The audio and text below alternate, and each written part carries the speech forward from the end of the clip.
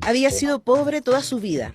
Había cruzado los océanos con su esposo fiel, con Keiko, con Ishiro, y había parido a Katsuo en la colonia.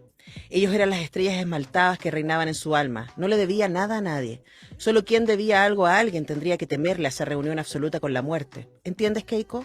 Le había dicho su madre. Y la pequeña había entendido. Y por eso, cuando una maestra de la colonia le regaló ese viejo libro de poemas de un señor llamado Natsume Seibi, un antepasado suyo quizás, un sabio seguramente, pues solo la gente que había vivido en el fondo de los tiempos, entre 1749 y 1816, por ejemplo, podía escribir poemas que eran como charcos donde uno se reflejaba. Supo que su madre podía acompañarlos de muchas maneras, no únicamente habitando el cuerpo de algodón y paja seca del espantapájaros. Eso es parte de la belleza dolorosa, que es este libro, Tierra Fresca de su tumba, de la escritora y académica boliviana Giovanna Rivero, quien está al otro lado de nuestro Zoom. Giovanna, muy buenos días, gracias por acompañarnos, ¿cómo estás? Buenos días, Antonella. Muy contenta de estar aquí, muy agradecida por la invitación y me encantó escuchar el cuento en tu voz. No sé, me estremece porque el cuento se hace de las lectoras luego. Ese, debo decir que ese es mi cuento favorito de este libro de cuentos. Es un cuento un poco fantasmal, probablemente por eso me gustó. Todos los cuentos tienen su sombra, y diríamos que Tierra Fresca sobre su tumba es un libro que reúne estos 6 relatos que probablemente tengan en común la reflexión sobre la muerte, ¿no? La reflexión sobre los límites y sobre las sombras que nos acompañan, pero a mí me pareció, Giovanni, y de verdad disfruté mucho su lectura, que lo hace de una manera muy elegante, muy hermosa, sin hacerle el quite a lo oscuro, sin hacerle el quite a lo tenebroso, ¿no? Preguntarte primero entonces por tu interés sobre estos temas y cuál es el corazón de esta serie de relatos y cómo los unes en este libro. Bueno, mi interés por esta especie de frontera entre la muerte y sus manifestaciones materiales, como podría ser la tierra que cubre un ataúd, y la vida en su esplendor, en su transformación, ¿no? Y la vida que necesita de la muerte para continuar su ciclo. Por ejemplo, un cadáver en putrefacción todavía está generando un ciclo de vida a partir de la materia, de los gusanos, de las larvas que nacen, ¿no? De esos nuestros residuos. Ese interés siempre estuvo ahí porque desde muy niña tuve que leer lo que leían los adultos de mi casa, ya que no había, digamos, un acceso muy vasto a la literatura canónica. Y una de las cosas que leían eran historietas donde la violencia estaba expresamente dibujada, pero también pude leer Pedro Páramo, ¿no? Que me abrió un portal a estos temas. Entonces creo que ahí está la semilla.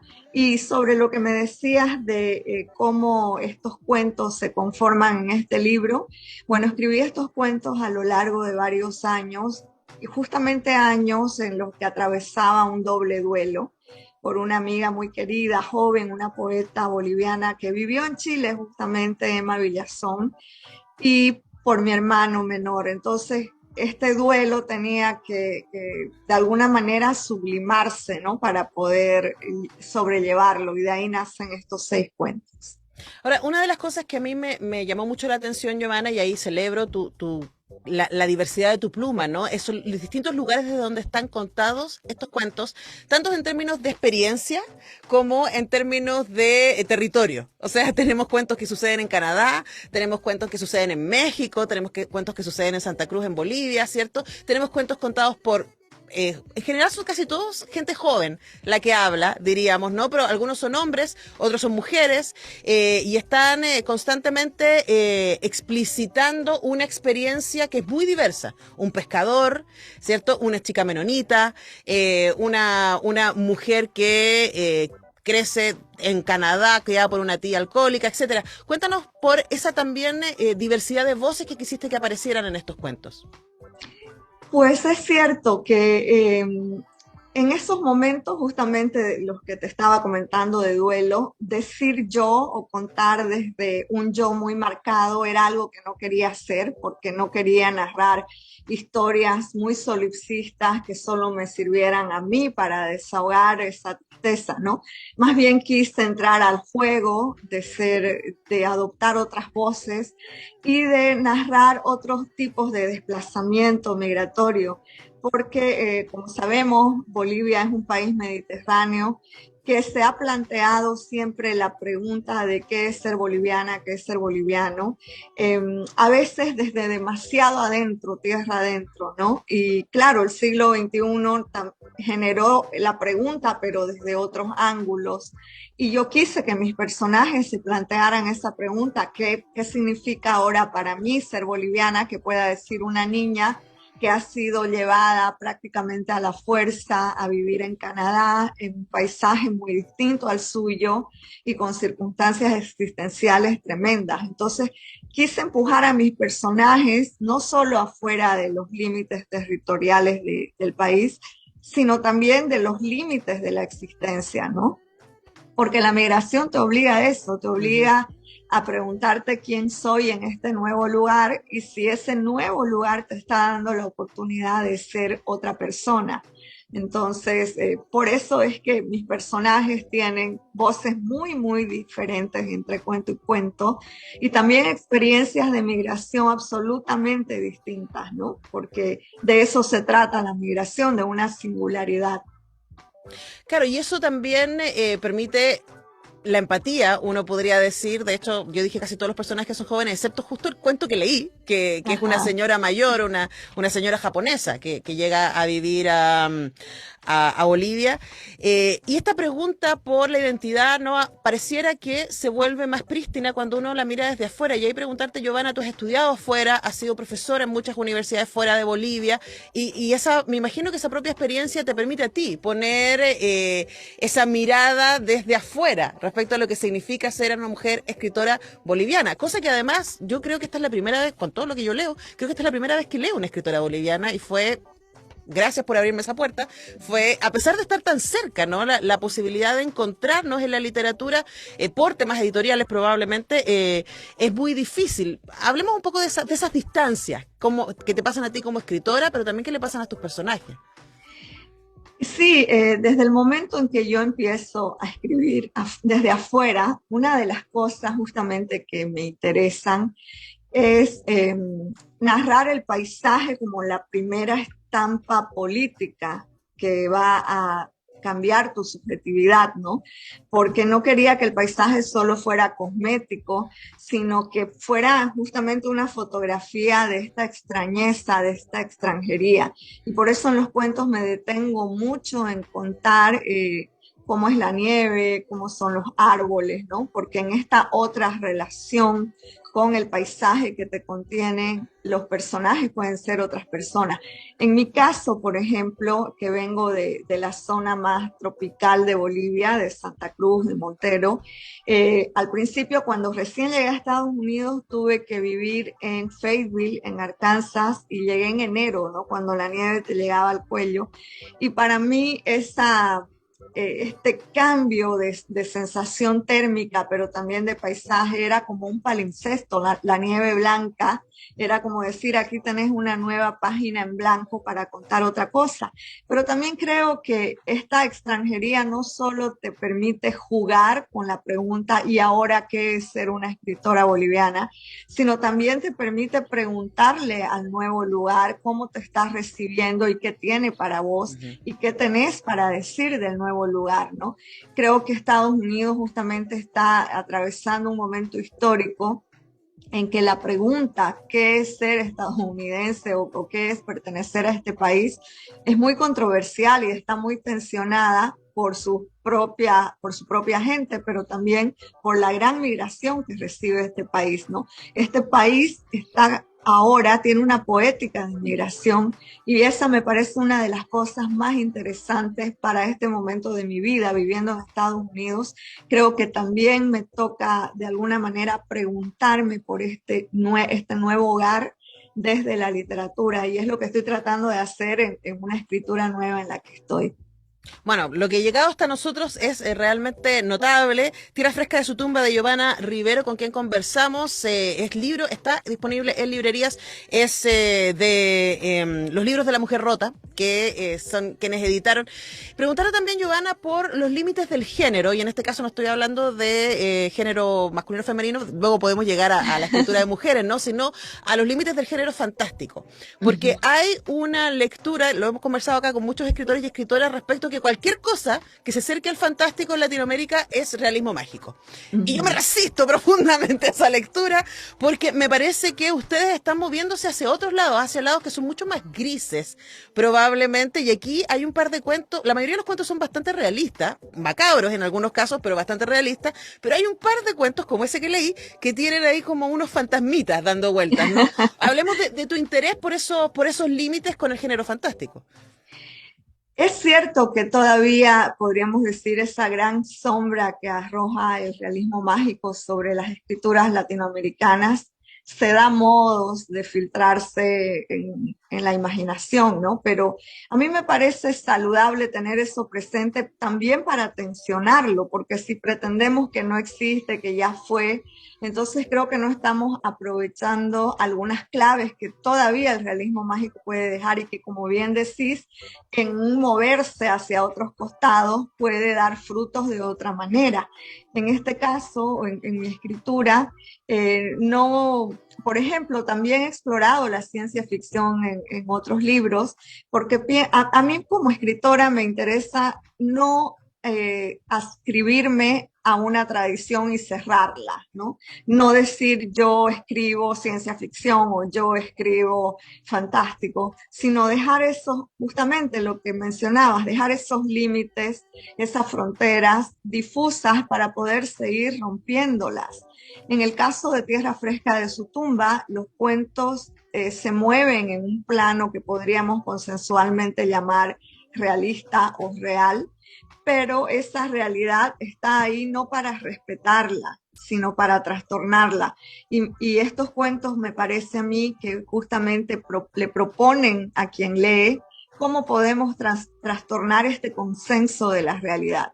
Y ahí Freud nos dio las claves, ¿no? Nos habló de lo uncanny, de cómo dentro de lo propio familiar está la clave de la monstruosidad, de lo otro. Ujú. Y ahí es donde me interesa abrir la puerta para, o los personajes me abren la puerta a mí, de decir, vamos a ver cómo rasgamos esta membrana, este velo del consenso y vemos lo otro que está, ¿no? Justamente cruzando esta membrana. Claro, la idea de lo siniestro, de aquello que está ahí en el cotidiano y que de repente podemos mirar y es una sombra, ¿no? Y también tú trabajas mucho con los límites, porque todos los límites de lo humano, pensaba, todos los personajes de todos los cuentos están viviendo una situación límite en su vida, ¿no? Partimos con una chica menonita que es violada, ¿cierto? Luego tenemos un pescador en México que estuvo náufrago por muchísimos, muchísimos días y uno se pregunta, igual que su interlocutora, cómo sobrevivió, ¿cierto? Tenemos, bueno, el último cuento tiene que ver con una pareja en donde el varón está sometido a voluntariamente a ser sujeto de experimentación, ¿cierto? De las farmacéuticas. Todos los cuerpos están ahí como tensionándose y repreguntándose no solamente, bueno, también la historia de estos chicos en Canadá, ¿cierto? Y su encuentro con los nativos canadienses ahí, y lo que les muestra respecto a su otredad. Está preguntándose probablemente eso, respecto a la otredad, ¿no? En sí mismos, no solamente respecto a los otros, sino respecto a cómo sus cuerpos y sus subjetividades se ven tensionadas en estos lugares. ¿Por qué te interesan esos puntos? Creo que todos soñamos, fantaseamos con una vida que no tenemos, ¿no? Por muy bien que esté funcionando nuestra existencia que llamamos, a la que bautizamos con yo soy, yo estoy, yo vivo, siempre tenemos la fantasía de que hay una parte de nosotros o una otra de nosotros que vive otras posibilidades o vive en circunstancias en las que es posible responder con mayor fuerza política, de volverse heroínas de sus circunstancias. Y creo que mis personajes buscan eso. quieren llegar al límite para saber qué más son capaces de dar ante los desafíos económicos, porque este cuento que mencionabas del el hombre sujeto a un experimento farmacéutico está viviendo una precariedad económica y en el primer mundo, ¿no? Donde pareciera que no hay pobreza, que no hay hambre y sin embargo aquí está esta pareja de académicos que de pronto quieren ver cómo es ser otro, cómo es ser una rata de laboratorio, porque la otredad no siempre te va a deparar esa épica de ese heroísmo, también puede ser cómo llegar a tus abismos interiores. Entonces, eso es lo que me interesa de los personajes, que experimenten una transformación, y eso es lo que yo como lectora también busco cuando leo un cuento, una novela, que me narren cómo es que este sujeto A va a terminar siendo un sujeto B, ¿no? A qué circunstancias de la vida se va a someter en ese laboratorio increíble de la economía, de la política, de la religión, para transformarse en otro. Ujú. Ahora, ahí lo que tú dices, también como lectora me interesan estas miradas. Yo pensaba, y recién hablábamos con Lina Meruane, que me imagino que la conoces, es una genia, y como tú también es académica en Estados Unidos, aunque ahora está en Berlín.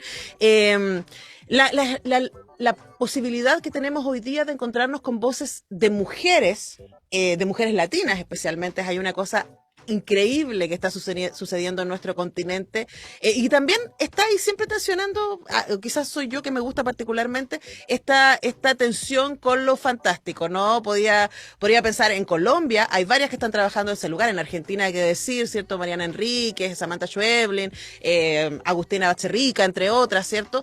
En México también hay otras que están haciendo eso, también en nuestro país. ¿Qué te parece y cómo te sientes tú respecto a ese ola maravillosa de letras de mujeres que hoy día tenemos la posibilidad de leer? Bueno, es hermosísimo descubrir que de pronto estas sensibilidades han generado una especie de hermandad, ¿no? Una hermandad tácita, una hermandad que no se formó artificialmente, que no fue un pacto para entrar en ciertos escenarios y protagonizar ciertas cosas, sino que nace de la escritura misma. Creo que eso es lo que más me emociona de esto que mencionas.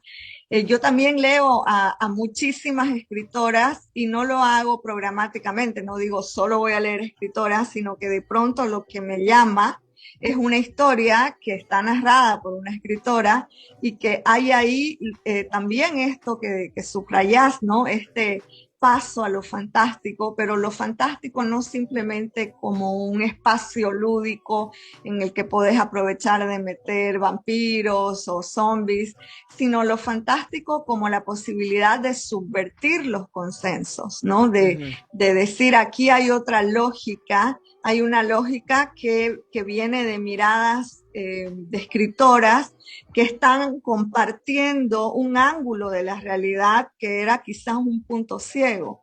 Y ese punto ciego te lo da el fantástico y eso también es lo que me fascina del Ujú. género, ¿no? Que siempre va a romper la lógica, una lógica que generalmente está cifrada desde culturas patriarcales. Entonces el fantástico viene a subvertir esa comprensión de la realidad y a ofrecerte, así sea desde el horror, otros resultados.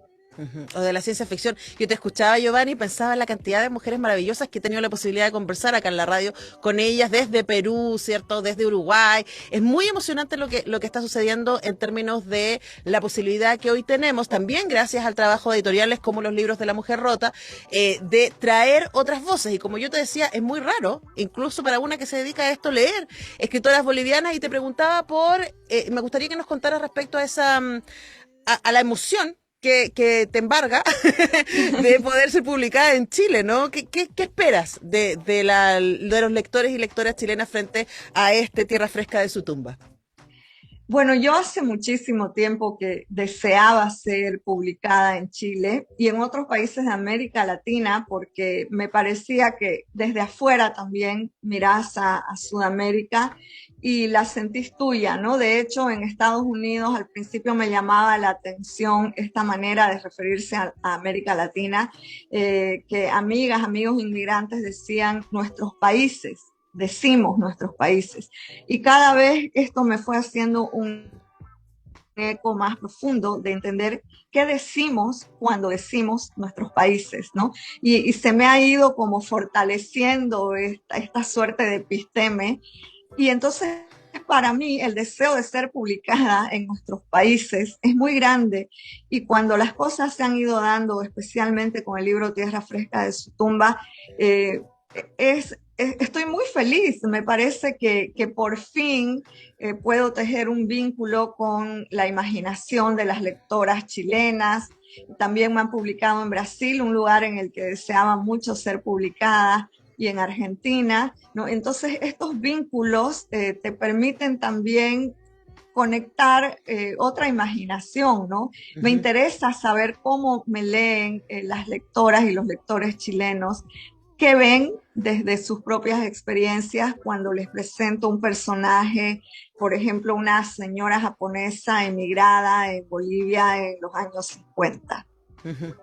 Bueno, Giovanna Rivero fue considerada en el 2011 por la Feria Internacional del Libro de Guadalajara entre los 25 secretos literarios mejor guardados de América Latina. Yo espero que no siga siendo un secreto. Espero también que tus libros anteriores se publiquen en nuestro país porque quedé con muchas ganas de leer más de tus letras. Por ahora, les dejamos recomendado Tierra Fresca de Sutumba, que editó en nuestro país los libros de la mujer rota. Muchísimas gracias, Giovanna, por este tiempo con Radio Universidad de Chile. Ha sido un placer leerte y conversar contigo. Muchas gracias, Antonella, y saludos a toda la audiencia. Nosotros vamos cerrando entonces con esto el programa del día de hoy. Mañana a las 10, miren qué maravilla, dos libros tremendos de mujeres tremendas tuvimos hoy. Mañana vamos a seguir hablando de literatura, pero nos vamos a mover. Así que estén atentos, mañana a las 10 un nuevo semáforo. Muchas gracias, querida Cami, muchas gracias a Tania en la producción, a Manuel en las imágenes y nos encontramos mañana a las 10. Que estén muy bien, chao.